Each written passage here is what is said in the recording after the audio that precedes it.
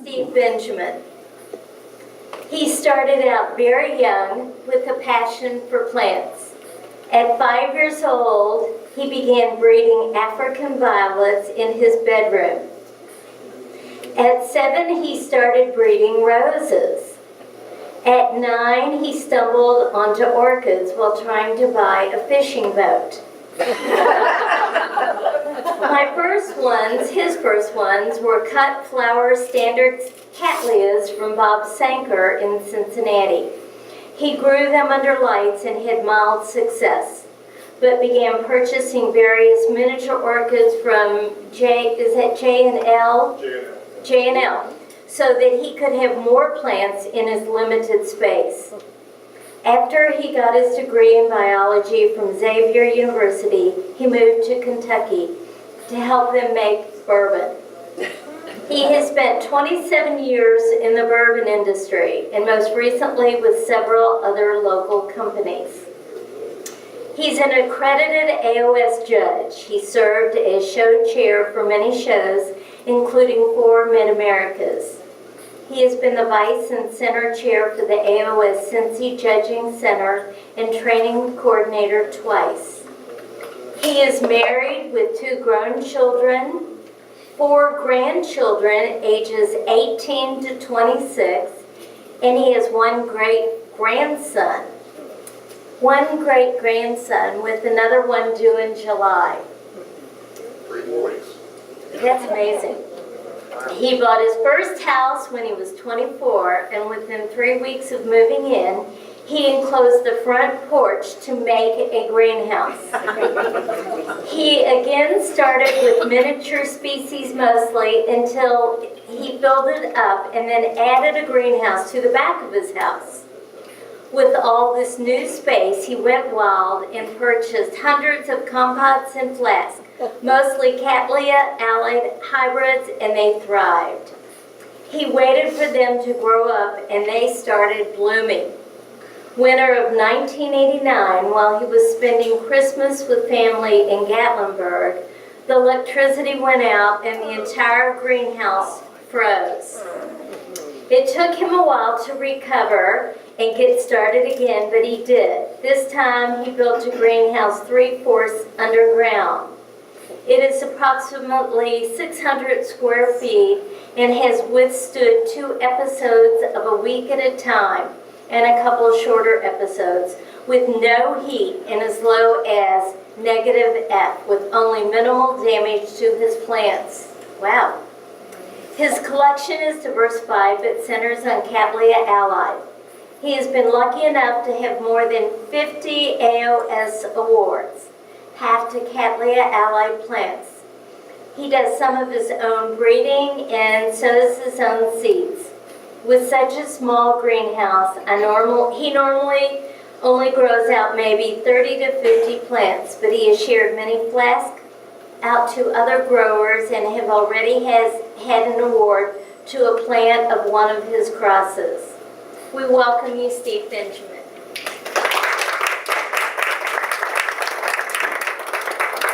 Didn't know she was going to read the whole thing. Well, it was interesting. I wanted to. Okay, my proudest thing is my grandchildren. They're all doing great, okay? We got the next generation greats coming now. The newest one's going to be another grandson, by the way. So, what we're going to talk about tonight is mounting and putting orchids in baskets, okay? I'm not going to talk for a whole lot of time.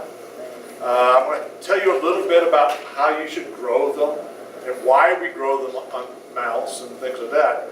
But the rest of the time, it's going to be up here, and everybody who wants one, I have a selection of baby plants, okay, and a selection of mounts, and we got equipment up here, and you get to make your own mount with your own orchid and take it home and try, all right? So there's no one to have an excuse as, well, I was afraid to invest the money and everything else. You're going to get it for free. I am going to put you to work. You do have to make out your own name tag. All right? And I'll help you, but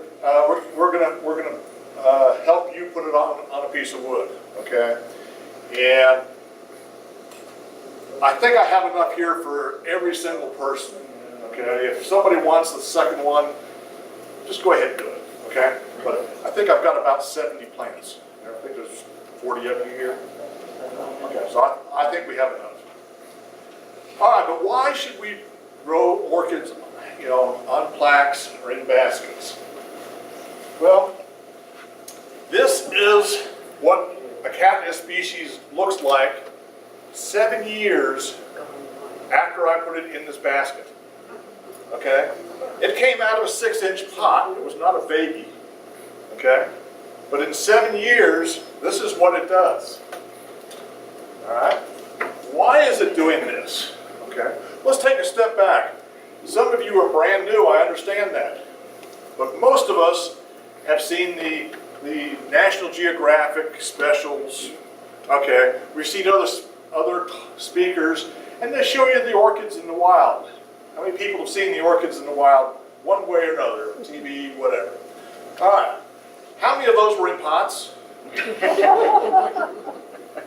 All right. I'm guessing none. How many of those were in trees? Almost all of them, right? A few of them grow on rocks, and a few of them, like the paths, actually grow, near the dirt, but actually they grow above the dirt, but in the leaf litter. Okay, so they're still not in the dirt. But while they're in the trees, what's happening to those roots?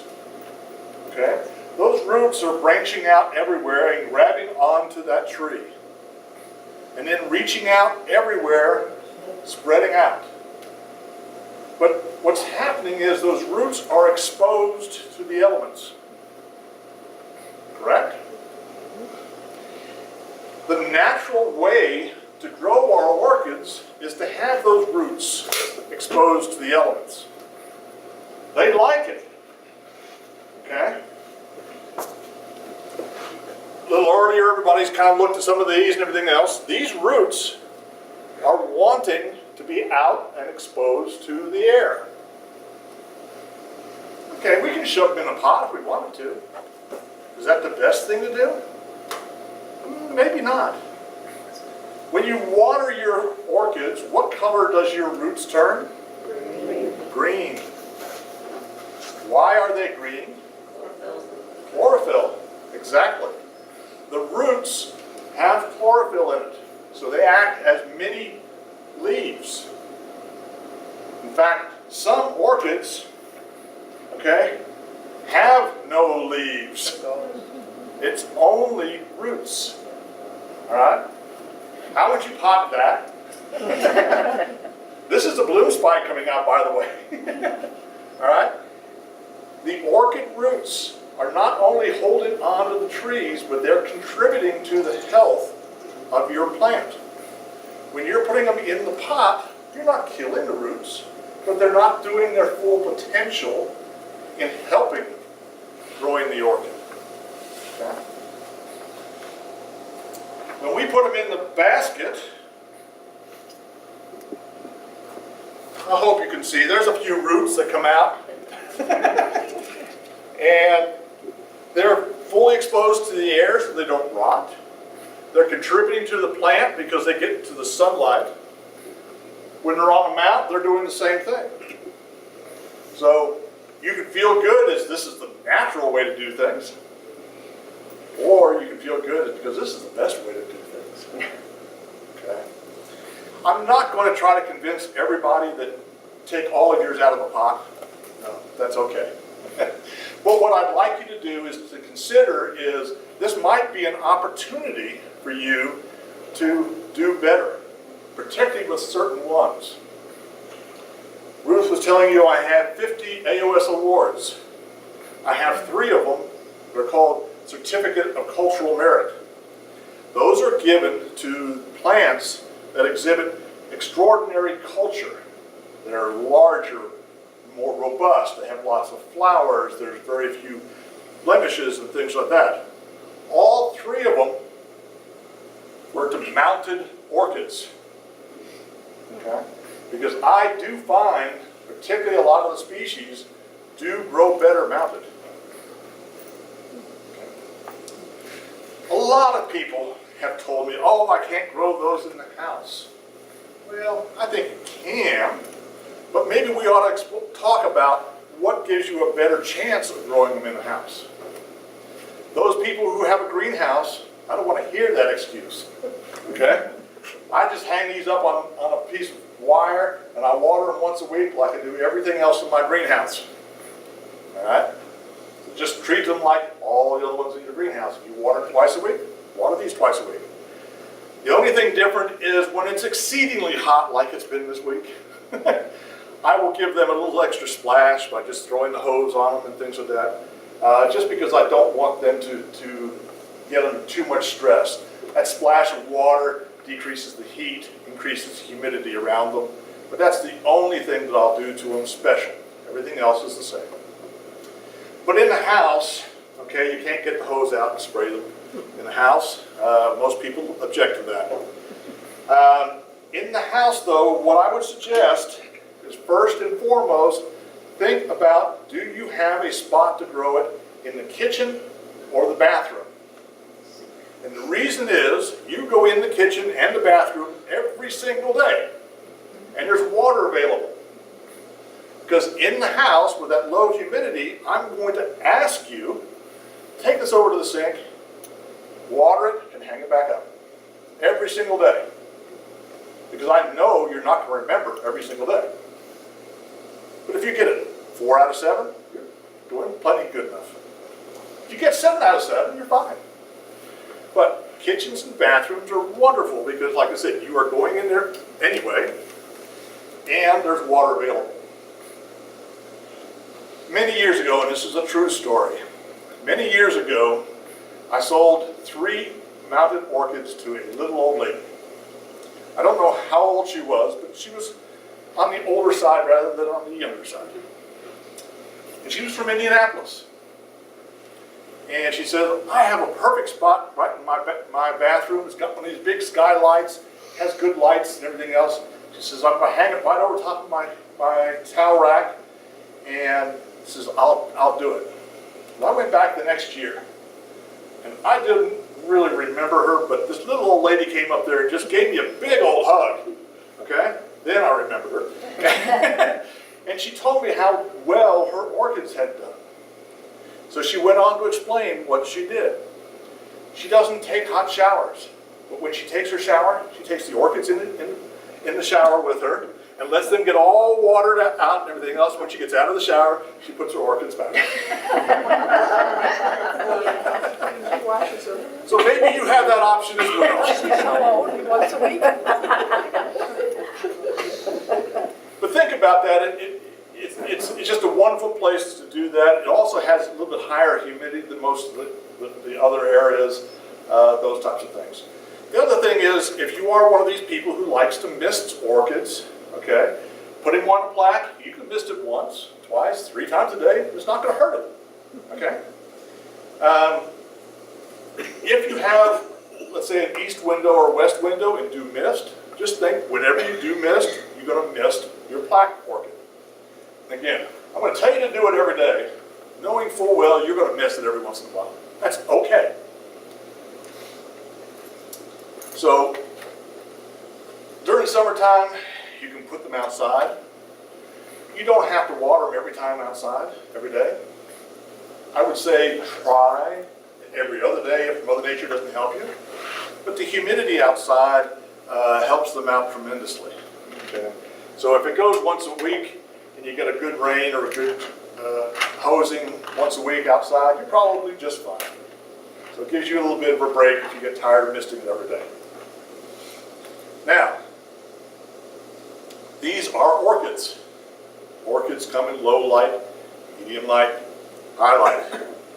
Most of us have been growing a little while, understand the difference between the Phalaenopsis, the Cattlivs, and the Vandas. For those of you who are brand new, we can talk a little bit later on.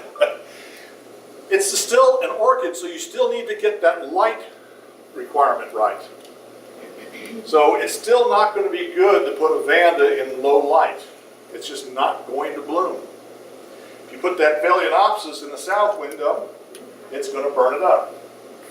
So still remember that the orchids still have different light requirements.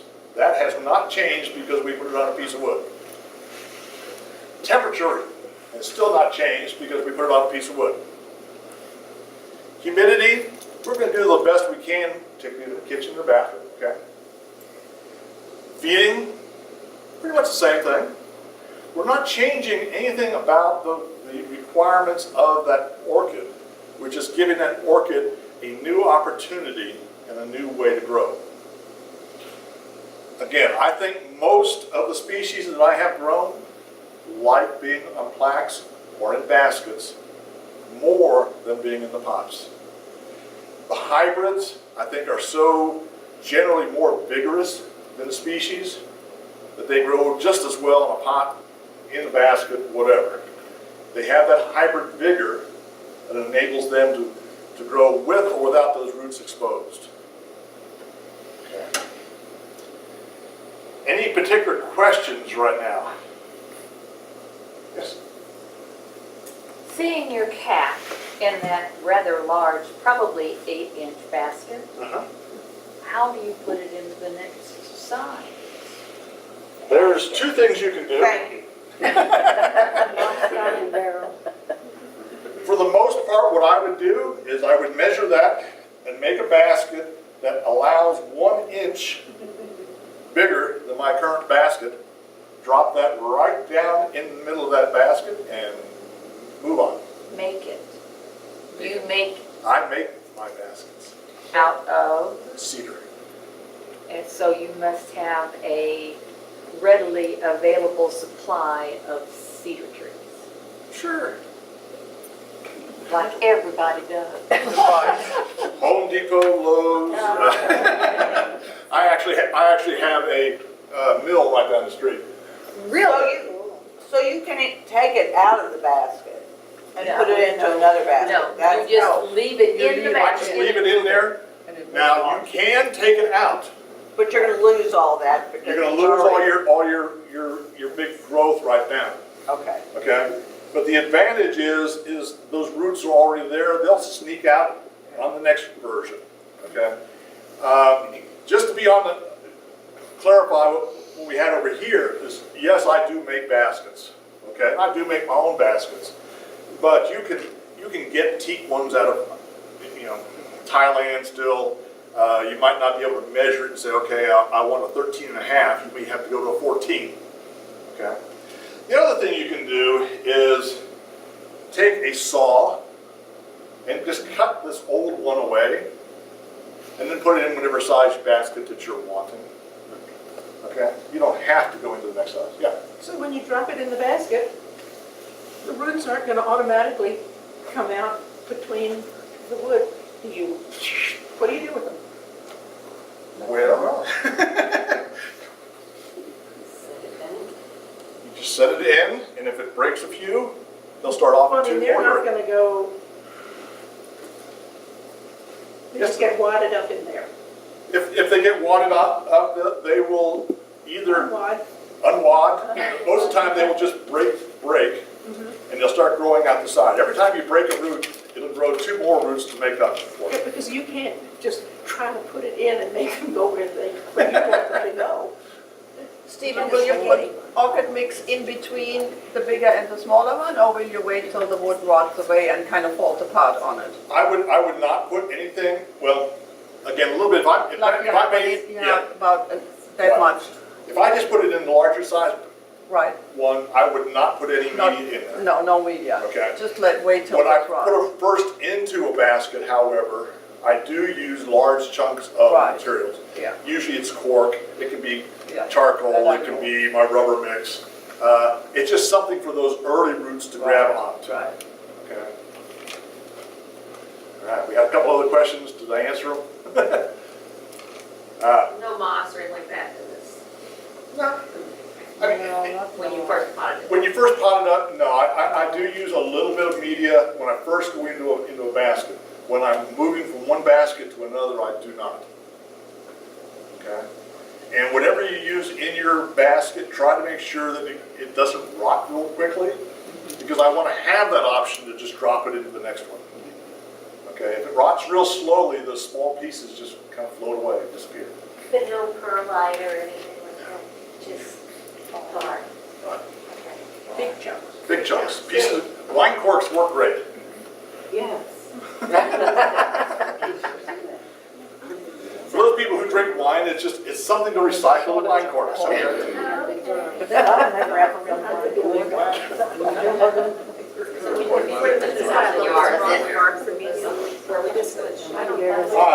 In the Cattleya family, when I take these outside, I look for a peach tree, a cherry tree, something like that, because they're open and there's not a real thick canopy.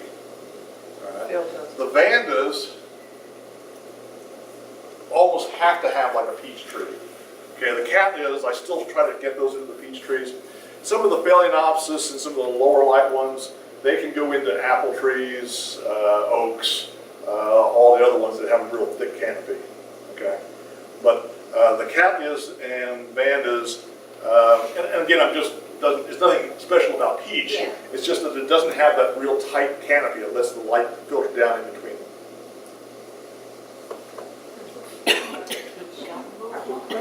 I have a question. I'm sorry, this is not mounted related, but every year I put things out and I burn some of the leaves.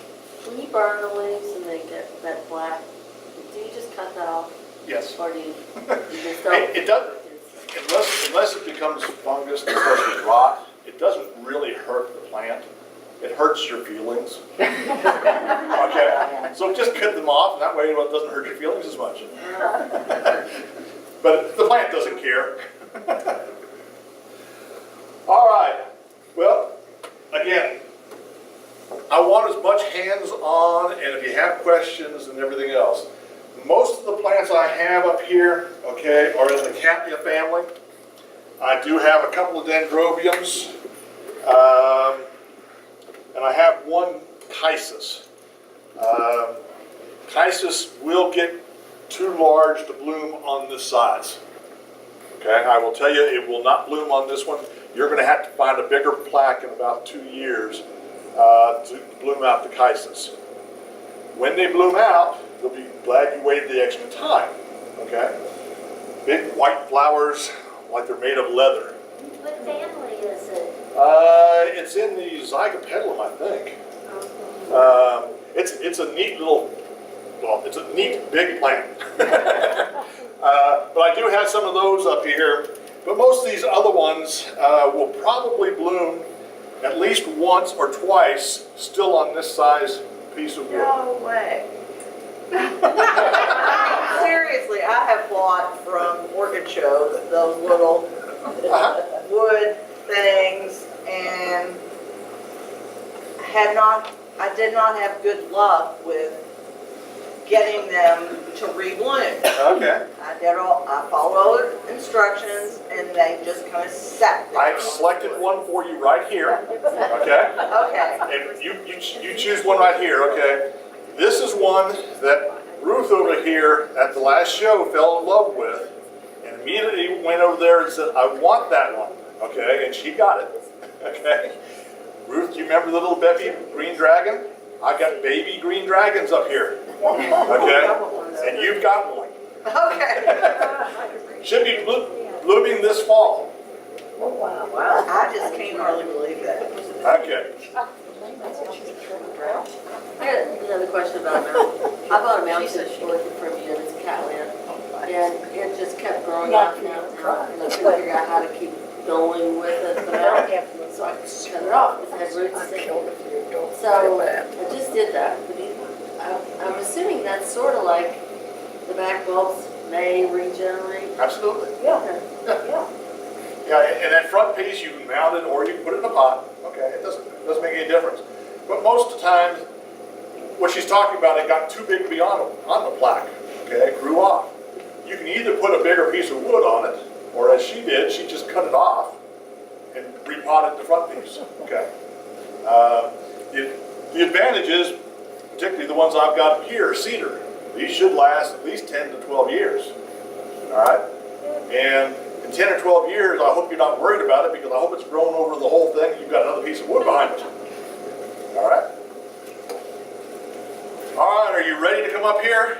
The only thing I want you to be careful of is there is a name tag in each pot. If you take it out to make your own name tag, put the name tag back in the pot. Okay? Because we can't ask the orchids what their names are. So, if you would, I'm going to move this out of the way for right now. Oh, sure. Okay. The two bandas that I bought from you, I got one in spike with 3 or 4 flowers. All right, there's a request for a demonstration. That's probably a really good thing. About that big grass.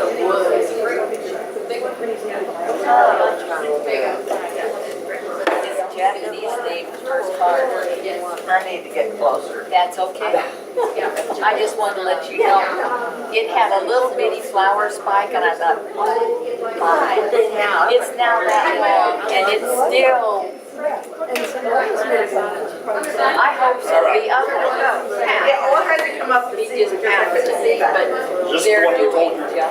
just fine. Wanted to let you know. What I've done is I've put the name tag. First thing I've done is I've put the name on the tag. In the basket. I'm taking They love it. We're going to take a small In Brazil, I piece had them in the of sphagnum basket. moss here, and it's only just to cushion it. Well, you have to put All right. a bowl So on I'm taking the plant slab, the hook goes in the back. We're going to put it on there, a small cushion of sphagnum.